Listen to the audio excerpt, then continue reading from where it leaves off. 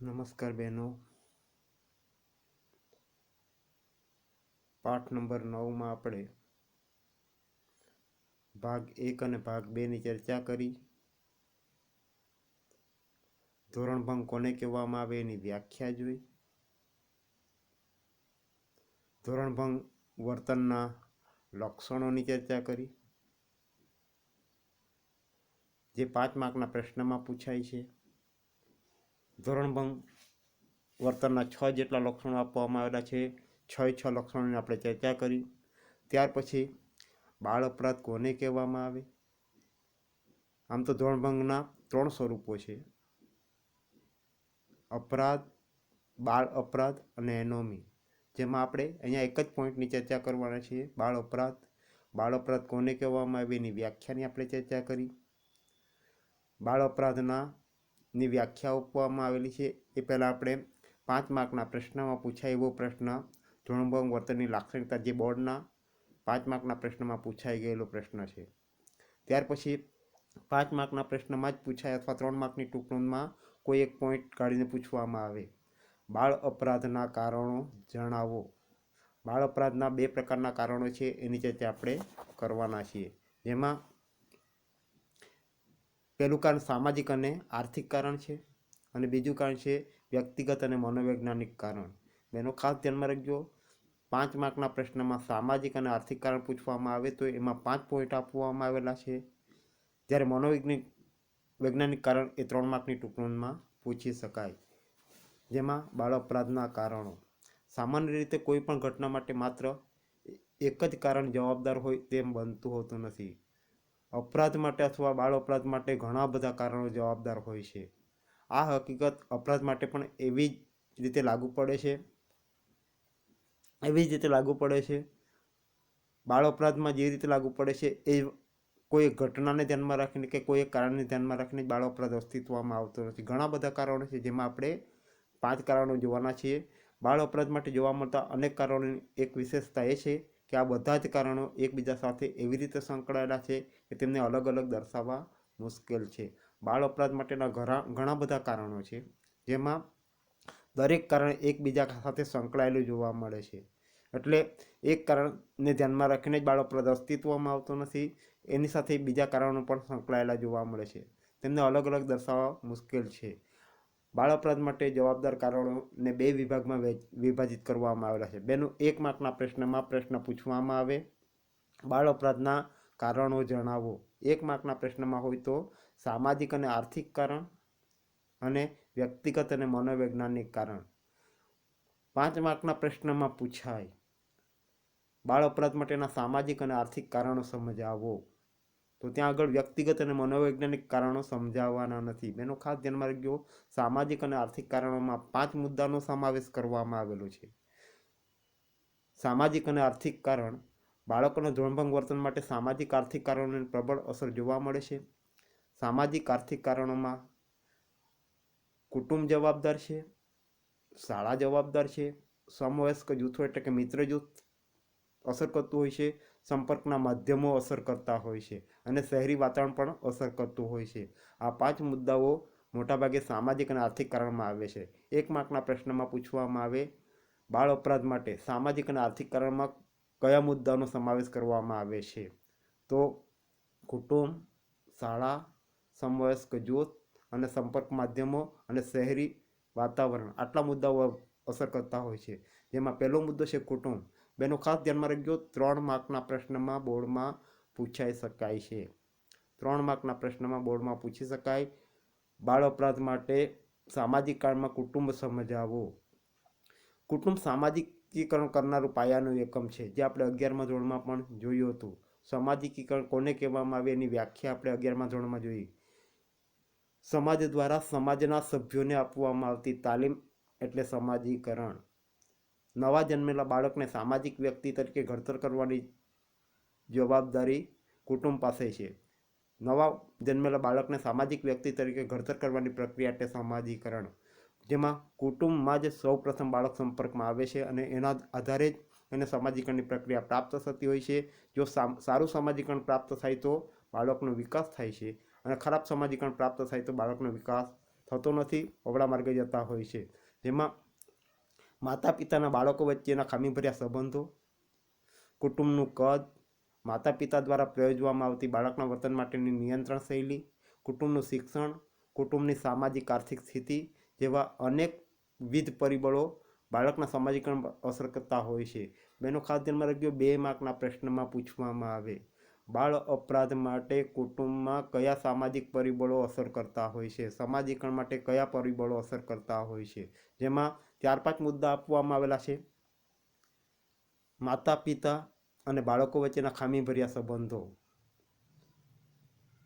કુટુંબનું કદ, જો કુટુંબનું કદ મોટું હોય, કુટુંબમાં ઘણા સભ્યોનું કદ મોટું હોય અથવા સભ્યોની સંખ્યા વધારે હોય, માતા પિતા દ્વારા પ્રયોજવામાં આવતી બાળકના વર્તન માટેની નિયંત્રણ શૈલી, લાડ લડાવવામાં આવતા હોય અથવા અતિ ક્રોધ કરવામાં આવતો હોય, કુટુંબનું શિક્ષણ, કુટુંબની સામાજિક આર્થિક સ્થિતિ, ગરીબાઈ, એટલે આવા બધા પરિબળો મોટાભાગે સામાજિકરણ પર અસર કરતા, બાળકના સામાજિકરણમાં અસર કરતા હોય છે. કુટુંબ દ્વારા બાળકને મળતા પ્રેમ, લાગણી અને હૂંફ વડે બાળકની શારીરિક માનસિક જરૂરિયાતો સંતોષાતી હોય છે. કુટુંબમાંથી જ બાળકને પ્રેમ, હૂંફ કે લાગણી પ્રાપ્ત થતી હોય છે. જો એ યોગ્ય પ્રકારની પ્રાપ્ત ન થાય તો બાળકો બાળ અપરાધ તરફ જતા જોવા મળે છે. જરૂરિયાતોનો સંતોષ બાળકમાં સામાજિક માનસિક સલામતીની લાગણી જન્માવે છે. જો પરિવારમાં બાલ્યાવસ્થાના તબક્કામાં પતિ પત્ની વચ્ચેના કે માતા પિતા અને સંતાનો વચ્ચેના સંબંધો ખામીભર્યા હોય તો બાળકનો ભાવનાત્મક વિકાસ રોંધાય છે. વારંવાર માતા પિતા દ્વારા ઝઘડો કરવામાં આવતો હોય, સંઘર્ષ થતો હોય, અથવા માતા પિતા બંને વ્યસની હોય અથવા માતા પિતા જુગારી હોય તો તેવા સમય પણ મોટાભાગે બાળકને જે સામાજિકરણની પ્રક્રિયા પ્રાપ્ત થવી જોઈએ એ પ્રાપ્ત થતી નથી, અને એને ધ્યાનમાં રાખીને પણ બાળકો બાળ અપરાધ તરફ જતા જોવા મળે છે. કૌટુંબિક સંબંધોમાં આ પ્રકારની વિસંવાદિતા બાળકમાં અસલામતી અને તિરસ્કારની ભાવના જન્માવે છે. માતા પિતા ખરાબ છે એવું સમજીને બાળકો ઘરને તેજી દેતા હોય છે અને એ અવળે માર્ગે જતા જોવા મળે છે. કુટુંબના સભ્યો સાથે તાદાત્મ્યના અભાવના કારણે બાળક પોતાનો મોટાભાગનો સમય ઘરની બહાર પસાર કરવા પ્રેરાય છે. આવા સમયે જો તેને ઘરની બહાર પણ યોગ્ય વાતાવરણ ન મળે તો તે અપરાધી પ્રવૃત્તિ કરવા તરફ ધકેલાઈ જતું હોય છે. માતા પિતા દ્વારા યોગ્ય પ્રકારનું સામાજિકરણ ન કરવામાં આવ્યું હોય, માતા પિતા બંને જુગારી હોય, માતા પિતા બંને વ્યસની હોય તો એ સમયે બાળકને જે પ્રેમ હૂંફ લાગણી પ્રાપ્ત ન થતી હોય તો તેવા સમયે મોટાભાગે બાળકો ઘરની બહાર લાંબો સમય વિતાવવા માટેના પ્રયત્નો કરતા હોય છે, અને ઘરની બહાર પણ યોગ્ય પ્રકારનું વાતાવરણ ન મળે તો એવા બાળકો અપરાધી પ્રવૃત્તિ તરફ વળતા જોવા મળે છે. ગરીબ કુટુંબોમાં જો બાળકોની સભ્ય સંખ્યા વધારે હોય તો તેની સીધી અસર બાળકના શિક્ષણ પર થતી હોય છે.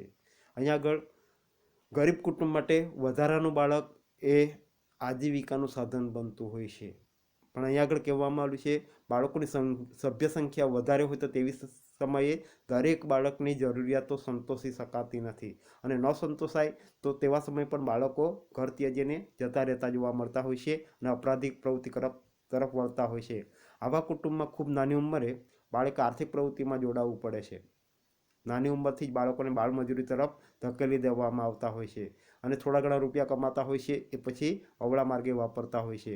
કુટુંબના વડીલો પણ આર્થિક જરૂરિયાતોની પૂર્તિ માટે વ્યસ્ત હોવાના કારણે તેઓ બાળકના ઉછેરમાં પૂરતું ધ્યાન આપી શકતા નથી. અહીંયા આગળ કુટુંબના વડીલો આર્થિક જરૂરિયાતોની પૂર્તિ માટે, એટલે કે કુટુંબમાં બાળકોની સંખ્યા વધારે હોય તો દરેકની જરૂરિયાતો સંતોષવા માટે બાળકોને બાળમજૂરી તરફ ધકેલી દેતા હોય છે, અને બાળકો તરફ ધ્યાન ન આપી શકાતું હોવાથી એને ઉછેરમાં ખામી રહી જતી હોય છે, અને એવા બાળકો મોટાભાગે બાળ અપરાધ તરફ જતા હોય છે. આવા સંજોગો બાળકને અપરાધી પ્રવૃત્તિ તરફ ખેંચી જાય છે. કુટુંબમાં બાળકો સાથેની નિયંત્રણ શૈલી પણ બાળકના સામાજિકરણમાં વિકૃતિ સર્જે છે. ઘણી વખત નિયંત્રણ ન લાદવામાં આવે, જેમ કે માતા પિતા દ્વારા સખત અને કડક નિયંત્રણ કે શિથિલ નિયંત્રણ કે પછી નિયંત્રણનો અભાવ તથા વિરોધાભાસી નિયંત્રણ પદ્ધતિ બાળકના વ્યક્તિત્વ વિકાસમાં અવરોધક બનતી હોય છે. એટલે કે મોટાભાગે માતા પિતા અતિ લાડ લડાવે તો પણ બાળક ખરાબ પ્રવૃત્તિ તરફ જતું હોય છે, અને જો બાળક ઉપર નિયંત્રણ મૂકવામાં આવે તો પણ બાળક ખરાબ પ્રવૃત્તિ તરફ જતું હોય છે. દાખલા તરીકે બાળકને હકીકતમાં 5 રૂપિયાની જરૂર હોય અને માતા પિતા દ્વારા ન આપવામાં આવે તો બાળક માતા પિતાના ખિસ્સા ફંફોડશે અને ચોરી કરવા માટેના પ્રયત્નો કરશે. પણ જો બાળકને લાડ લડાવવામાં આવે, 5 રૂપિયાની જરૂર હોય અને 100 રૂપિયાની નોટ પકડાવી દેવામાં આવે તો બાળક એ 100 રૂપિયા વાપરવા માટે અવળા માર્ગે જતું હોય છે. એટલે અતિ નિયંત્રણ કરવામાં આવે અથવા અતિ લાડ લડાવવામાં આવે તો પણ બાળક ખરાબ પ્રવૃત્તિ તરફ જતું હોય છે, અપરાધી પ્રવૃત્તિ તરફ જતું હોય છે. ક્યારેક બાળકની વાજબી જરૂરિયાતોની માંગને કડકપણે દબાવી દેવામાં આવે ત્યારે બાળક અનુચિત પ્રવૃત્તિ કરવા પ્રેરાય છે. દાખલા તરીકે ઘરમાંથી ભાગી જવું, નાની નાની ચોરી કરવી વગેરે. મેં તમને કીધું એ પ્રમાણે હકીકતમાં જરૂરિયાત હોય અને ન આપવામાં આવે તો પણ બાળક ખરાબ પ્રવૃત્તિ તરફ જતું હોય છે, અને જરૂરિયાત હોય એના કરતાં વધારે આપવામાં આવે તો પણ બાળક ખરાબ પ્રવૃત્તિ તરફ જતું હોય છે, બાળ અપરાધ તરફ જતું હોય છે.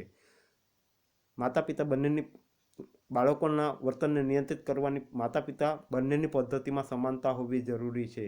જો તેમની પદ્ધતિમાં વિરોધાભાસ હોય તો બાળકમાં કોઈ એક ચોક્કસ વર્તનનો વિકાસ થતો નથી. એટલે કે બાળકોની સંખ્યા વધારે હોય તો એકાદ બાળકને કદાચ અતિ લાડ લડાવવામાં આવે, બીજાને લાડ ન લડાવવામાં આવે તો એની અસર પણ બાળકો પર પડતી હોય છે. અને માતા પિતા બંને બધા બાળકોને સરખા રાખવા જોઈએ, પણ ઘણી વખત આવી પદ્ધતિને ધ્યાનમાં રાખીને પણ બાળકો ખરાબ પ્રવૃત્તિ તરફ જતા હોય છે. આવા સંજોગોમાં બાળક કુટુંબના સભ્ય સિવાય અન્યને પ્રેરણા સ્ત્રોત બનાવી તેના જેવું વર્તન કરવા પ્રેરાય છે, જે તેનામાં વિચલનની શક્યતા વધારે છે. છૂટાછેડા કે મૃત્યુ જેવા કારણોથી ઊભા થયેલા ભગ્ન કુટુંબમાં બાળક વંચિતતા અનુભવે છે, જે તેના સામાજિકરણને અસર કરે છે. મેનો ખાસ ધ્યાનમાં રાખજો, ભગ્ન કુટુંબ કોને કહેવામાં આવે? 2 માર્કના પ્રશ્નમાં પૂછવામાં આવે. માતા પિતા બંને વ્યસની હોય, માતા પિતા અથવા બેમાંથી એકનું અવસાન થયું હોય, અથવા છૂટાછેડા લેવામાં આવ્યા હોય, એવા કુટુંબને ભગ્ન કુટુંબ તરીકે ઓળખવામાં આવે છે. માતા પિતા બંને વ્યસની હોય, માતા પિતા બંને જુગારી હોય તો પણ બાળક ખરાબ પ્રવૃત્તિ તરફ જતા હોય છે. તો ઘણી વખત છૂટાછેડા લેવામાં આવ્યા હોય તો સંતાન નહીં પિતાનું ગણાય નહીં માતાનું ગણાય, અને એવા સમયે પણ એનું યોગ્ય પ્રકારનું સમાજીકરણ ન થતું હોય છે, અને એને ધ્યાનમાં રાખીને પણ બાળકો ખરાબ પ્રવૃત્તિ તરફ જતા જોવા મળે છે. આમ કુટુંબમાં 3 માર્કની ટૂંક નોંધમાં પૂછવામાં આવે તો સામાજિકરણ એ મહત્ત્વની બાબત છે. સામાજિકરણને અસર કરતા પરિબળો એ મહત્ત્વની બાબત છે. ગરીબીને ધ્યાનમાં રાખીને બાળકો ખરાબ પ્રવૃત્તિ તરફ જતા હોય છે. મોટા કુટુંબને ધ્યાનમાં રાખીને બાળકો ખરાબ પ્રવૃત્તિ તરફ જતા હોય છે. ભગ્ન કુટુંબને ધ્યાનમાં રાખીને બાળકો બાળ અપરાધ તરફ જતા હોય છે. ત્યાર પછી છે શાળા. કુટુંબની જેમ શાળા પણ સામાજિકરણ પર અસર કરતું એક અગત્યનું માધ્યમ છે. શાળામાંથી સામાજિકરણની પ્રક્રિયા પ્રાપ્ત થતી હોય છે.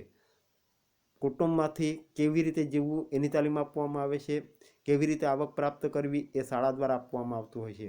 શાળા જીવનના અનુભવો બાળકના વ્યક્તિત્વના ઘડતરમાં મહત્ત્વનો ભાગ ભજવે છે. શાળા કક્ષાએ જો શિસ્તનો અતિરેક થાય કે બાળકને જાણે અજાણે વારંવાર શિક્ષા કે સજાનો ભોગ બનવું પડતું હોય કે પછી માનસિક ત્રાસ આપે એવા ધોરણો શાળામાં પ્રવર્તતા હોય તો બાળક શાળા અને શિક્ષણથી વિમુખ થાય છે. આપણે જાણીએ છીએ પહેલાંના સમયમાં ઘણાએ શિક્ષણ મૂકી દીધું હતું, ભણવાનું મૂકી દીધું, કારણ કે એ સમયે શિક્ષકો દ્વારા સજા કરવામાં આવતી હતી, અને એને ધ્યાનમાં રાખવામાં આવે તો સજા એ અતિ મહત્ત્વની હતી, કારણ કે જેણે સહન કર્યું છે અત્યારે આગળ જોવા મળે છે. પણ અહીં આગળ મોટાભાગે શાળાના નિયમો યોગ્ય પ્રકારના ન હોય, બાળકને વારંવાર સજાનો ભોગ બનવું પડતું હોય તો એવા સમયે બાળકો ગાપચી મારતા જોવા મળે છે, અથવા અધવચ્ચેથી શાળા છોડી દેતા જોવા મળે છે, અથવા અડધો દિવસ શાળામાં જાય અને અડધો દિવસ શાળામાંથી ગાપચી મારતા હોય છે. આવી પરિસ્થિતિ દૂર રહેવાના પ્રયત્નના ભાગરૂપે બાળક શાળામાંથી પલાયન થવાનું કે નાસી જવાનું વધુ ઉચિત માને છે. શાળા અને ઘરમાંથી લાંબા સમય સુધી બહાર રહેવાના કારણે જો બાળકને યોગ્ય વાતાવરણ ન મળે તો અજાણતા પણ તેનાથી વિચલિત વર્તન થવાની શક્યતા વધી જાય છે.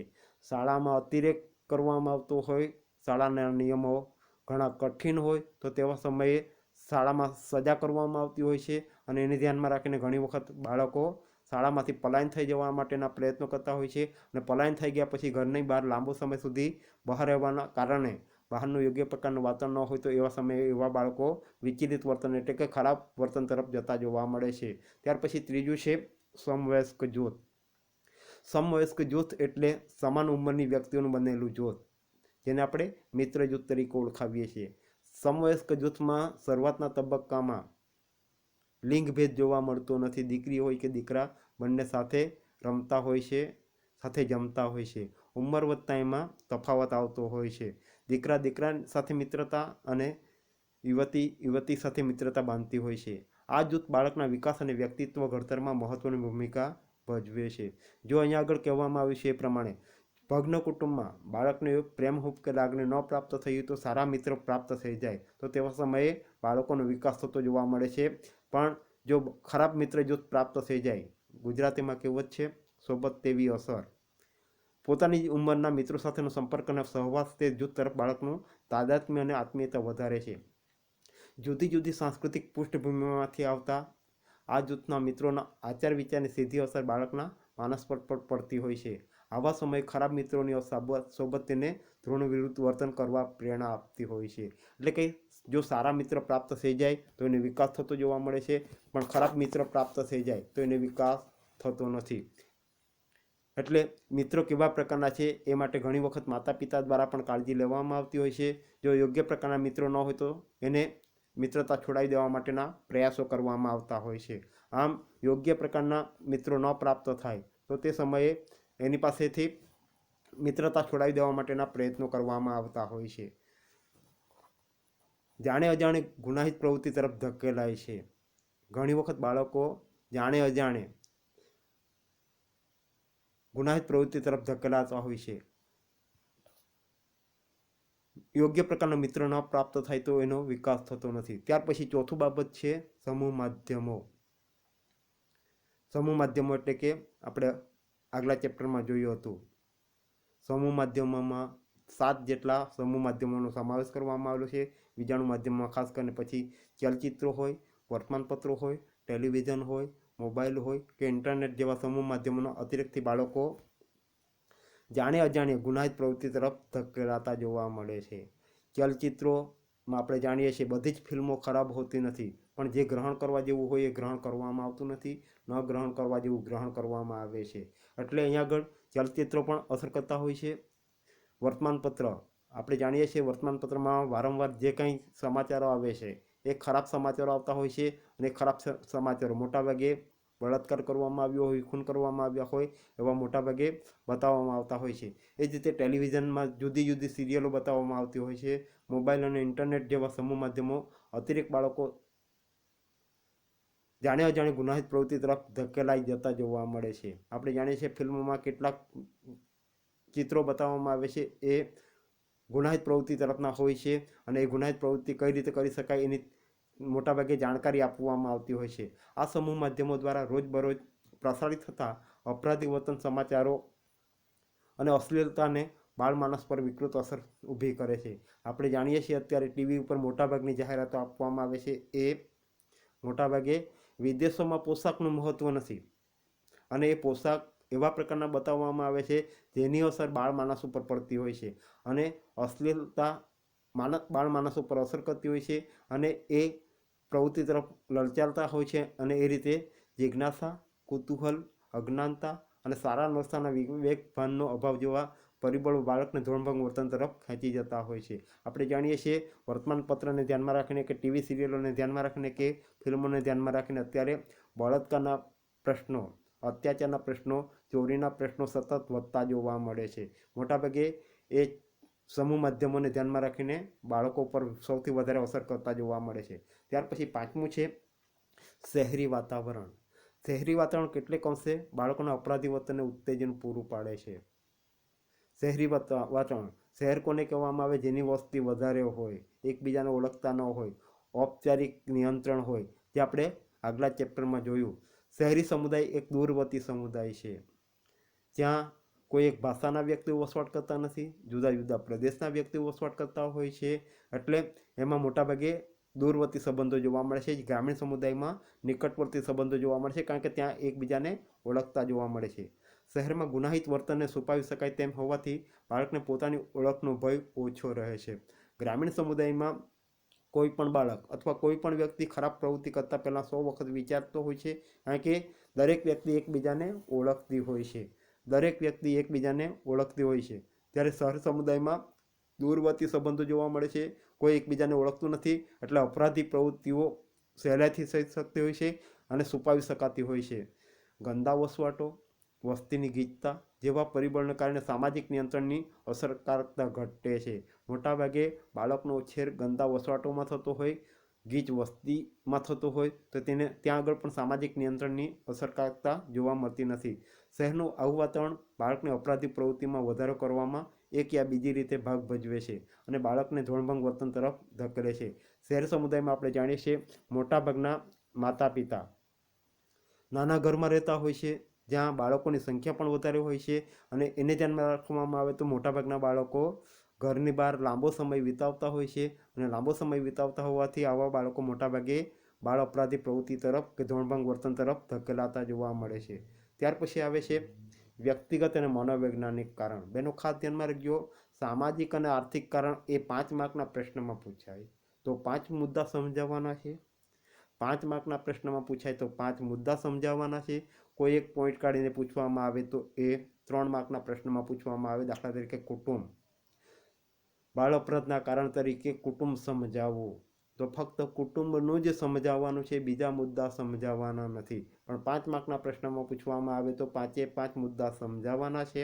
કુટુંબ, શાળા, સમવયસ્ક જૂથ, સમૂહ સંચાર માધ્યમો અને શહેરી વાતાવરણ, આ 5 મુદ્દા છે. 5 મુદ્દાઓ સમજાવવાના છે. ત્યાર પછી આવે છે બીજું કારણ. બેનો ખાસ ધ્યાનમાં રાખજો, 2 કારણો છે.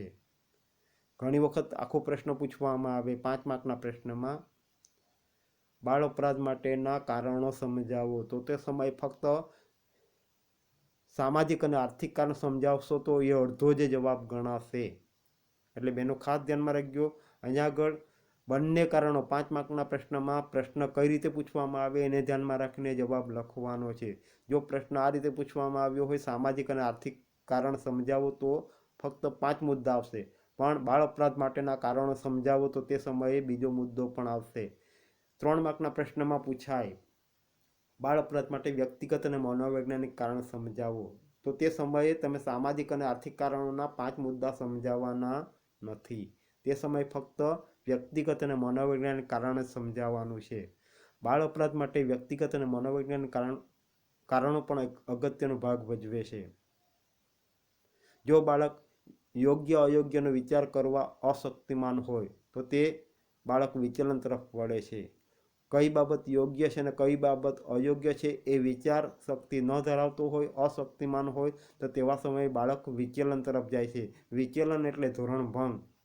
વ્યક્તિ મન ફાવે એવું વર્તન કરે, સમાજે આપેલા ધોરણ પ્રમાણે વર્તન ન કરે અને મન ફાવે એવું વર્તન કરે તેને સામાજિક વિચલન તરીકે ઓળખવામાં આવે છે.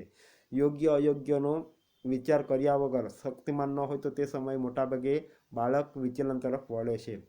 આ ઉપરાંત વિદ્રોહ કરવાનું વલણ, માતા પિતા સામે બોલતા હોય, વારંવાર ઝઘડા કરતા હોય એવા બાળકો પણ જોવા મળે છે. મનસ્વીપણું, પોતાનું જ ચલાવતા હોય એવા બાળકો પણ સમાજ વ્યવસ્થામાં જોવા મળતા હોય છે.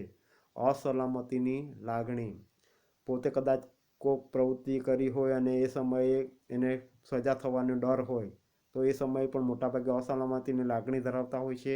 એવા બાળકો મોટાભાગે ઘરને ત્યજીને જતા રહેતા હોય છે. ડરપોકપણું, મને કાંઈક કહેવામાં આવશે એવા ડરપોકને ધ્યાનમાં રાખીને પણ મોટાભાગે આપણે અગાઉ જોઈએ પ્રમાણે શાળામાંથી બાળકો પલાયન થઈ જાય છે, અસલામતીની લાગણીને ધ્યાનમાં રાખીને.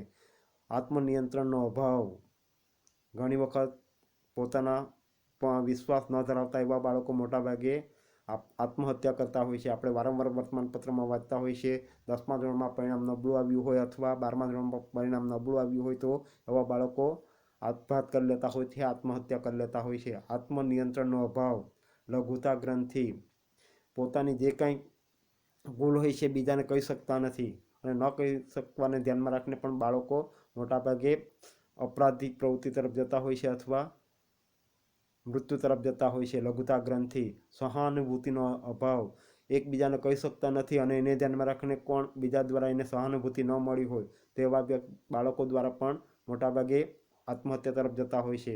હતાશા, નિરાશા અને હિંસાત્મક પ્રવૃત્તિ જેવા અનેક પરિબળોની હાજરી બાળકને સમાજ વિરોધી કે ધોરણ વિરુદ્ધ વર્તન કરવા તરફ ધકેલી જતા હોય છે. 2 માર્કના પ્રશ્નમાં બેનો પૂછવામાં આવે બાળ અપરાધ માટે વ્યક્તિગત અને મનોવૈજ્ઞાનિક કારણોમાં કઈ બાબતોનો સમાવેશ કરવામાં આવે છે? તો અહીંયા આગળ 7 થી 8 બાબતો આપવામાં આવેલી છે. વિદ્રોહ કરવાનું વલણ, મનસ્વીપણું, અસલામતીની લાગણી, ડરપોકપણું, આત્મનિયંત્રણનો અભાવ, લઘુતા ગ્રંથિ, સહાનુભૂતિનો અભાવ, હતાશા, નિરાશા અને હિંસાત્મક પ્રવૃત્તિ જેવા પરિબળોની હાજરી બાળકને સમાજ વિરોધી કે ધ્રોણ વિરુદ્ધ વર્તન કરવા તરફ ધકેલી જતા હોય છે.